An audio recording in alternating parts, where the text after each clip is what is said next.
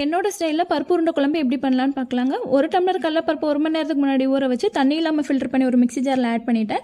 அது கூட கொஞ்சம் சோம்பு, 2 வரமிளகா, ஒரு பல் பூண்டு சேர்த்து கொரப்பாக அரைச்சி எடுத்துட்டேன். ஒரு பெரிய வெங்காயம், மல்லியில, கருவேப்பிலையை குட்டியாக சாப் பண்ணி எடுத்துக்கோங்க. கொஞ்சோண்டு காயத்தூள், தேவையான அளவு உப்பு, எல்லாத்தையும் நம்ம அரைச்சி வச்ச பருப்பு கூட எல்லாத்தையும் மிக்ஸ் பண்ணி நல்லா குட்டி குட்டி பால்ஸாக உருட்டி வச்சுக்கோங்க.